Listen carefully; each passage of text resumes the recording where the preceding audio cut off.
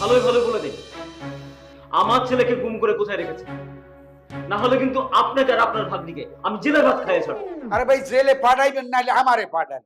আমার ভাগ্নির কথা কর, কেউ পোলাপান মানুষ ও থায় ঘরে, ও হচ্ছে কি? আমি বুঝতে পারছি, কি বুঝতে পারছেন? এভাবে বললে আপনারা স্বীকার করবেন না। পুলিশ রিমান্ডে নিয়ে যখন আপনাদের পিটাবে তখন আপনারা সুরসুর করে সব বলে দেবেন। বাবা, আর কিভাবে বললে আপনি বিশ্বাস করবেন? আমরা এসবের কিছুই জানি না। আমি তোমাদের কাউকে বিশ্বাস করি না। তোমরা আমার ছেলেকে মেরে ফেলেছো, না হলে গুম করেছো।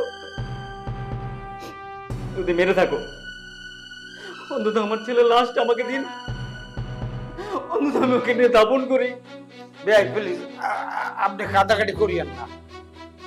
আপনি বিশ্বাস করেন আর না করেন, আমরা কিন্তু কিছু করি নাই। তবে ভাই আমার আর একজনের উপর সন্দেহ হয়। কার উপরে? ওই যে আহমদুল্লাহ। আহমদুল্লাহ? আহমদুল্লাহ কে? আরে আহমদুল্লাহ হলো যে সিরাজের কলি, একই অফিসাররা চাকরি করে।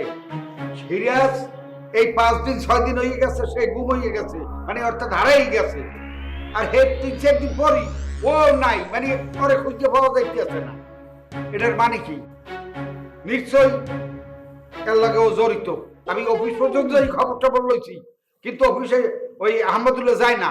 বরং এখন আপনি একটা কাজ করতে পারেন। আপনার সাথে তো পুলিশের একটা ভালো সম্পর্ক হয়ে গেছে, আপনি সেই সম্পর্ক ধরিয়া গিয়া ওই যে আহমদুল্লাহর নামে একটা সাধারণ ডায়েরি করেন। আপনি লিখবেন সিরিয়াস নিখোঁজ, এটার লাগে ও জড়িত, এইরকমের বললা কিভাবে ডায়েরিটা করা যায় ওখানে যাই থানায় যাইয়া এটা বললে ওরা সাজাইয়া এই ডায়েরিটা করিয়ে দেবে। তা তবে কি পরবর্তীতে এটা কিন্তু আমাদের উপকারে আসবে। আমি কার নামে মামলা করব কি করব না সেটা আমি ভালো বুঝবো।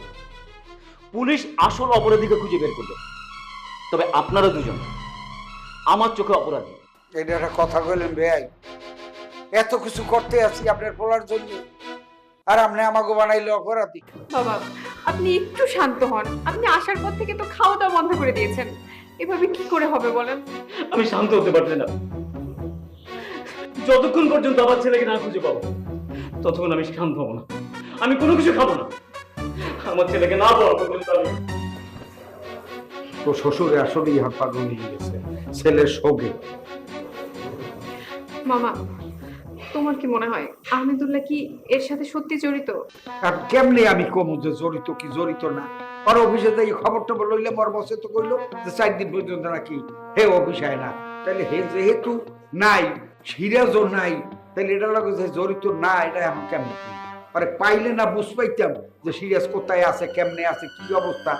এখন তো আমি আউলেই গেছি। আমি এখন কি করব মামা? তুই একটা কাজ করে মা, আমি তখন থানায় যাইতে পারতে আসি না, একটু সমস্যা তো আছেই। গেলে যদি ওরা কট করি আমার রাখিয়ে দেয় তাহলে তো আমার টাকা পয়সার মামলায় পড়বি, আর তুই আমার যে সারাইতে পারবি হেকায় দাও তো নাই।